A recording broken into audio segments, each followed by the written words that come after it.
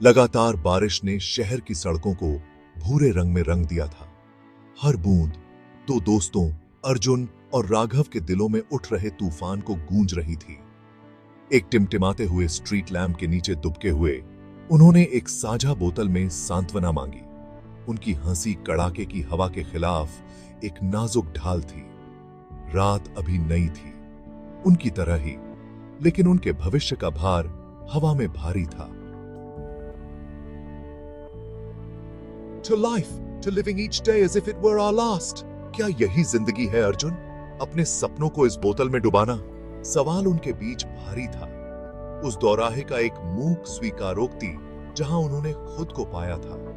यह एक जाना पहचाना तर्क था जो पहले भी अनगिनत बार खेला जा चुका था, लेकिन आज रात तूफान के कच्चे भाव और उनके भविष्य की अनिश्चितता से भरकर यह अलग लग रहा था। यह उनके जीवन के एक निर्णायक क्षण जैसा लग रहा था। अर्जुन और राघव बचपन से ही दोस्त थे।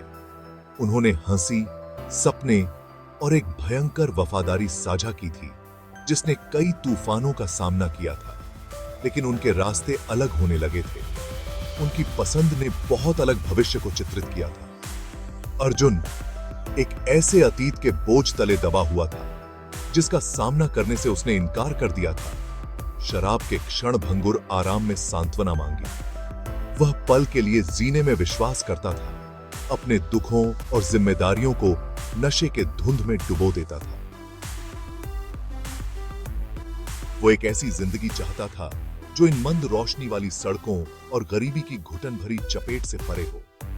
उसने शिक्षा को अपने बाहर निकलने के रास्ते के रूप में देखा, एक उज्जवल भविष्य के लिए उसकी टिकट। राघव अपना दिन बचे हुए कामों में बिताता था, अपनी रातें उधार ली हुई किताबों पर बिताता था, खुद के लिए एक बेहतर जीवन बनाने के लिए दृढ़ संकल्पित था। उनके अलग अलग विकल्पों ने उनके बीच एक खाई पैदा कर दी, एक मौन दरार जिससे उनकी दोस्ती पूरी तरह से निगलने का खतरा था। अर्जुन, मेरे साथ आओ, चलो उन सपनों को फिर से हासिल करते हैं जो हमने एक बार साझा किए थे। लेकिन अर्जुन ने अपने दर्द से अंधे होकर और भय और इनकार के एक शक्तिशाली मिश्रण से प्रेरित होकर सुनने से इनकार कर दिया। उसने आत्म सुधार के चुनौतीपूर्ण रास्ते पर शराब के आरामदायक सुन्नपन को चुना। जैसे जैसे महीने सालों में बदलते गए, अर्जुन और राघव के बीच की खाई और चौड़ी होती गई।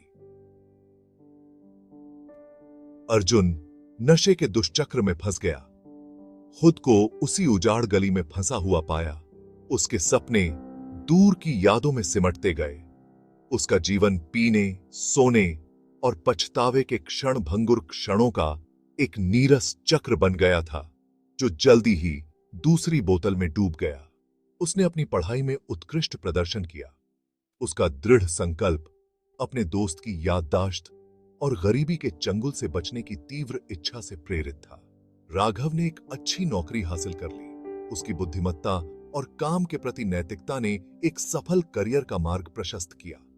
वह दृढ़ता की शक्ति के लिए एक जीवित प्रमाण बन गया था। उसका जीवन उसके दोस्त द्वारा चुने गए जीवन के बिल्कुल विपरीत था। अपनी सफलता के बावजूद राघव अर्जुन को कभी नहीं भूला। वह अक्सर उनके पुराने अड्डे पर जाता था, यह उम्मीद करते हुए कि उसका दोस्त शांत हो जाएगा और अपने जीवन को बदलने के लिए तैयार हो जाएगा। हर बार उसकी मुलाकात उसी हृदय विदारक दृश्य से होती थी। अर्जुन दीवार से सटकर गिर गया, उसकी आंखें खाली, उसकी आत्मा टूट गई।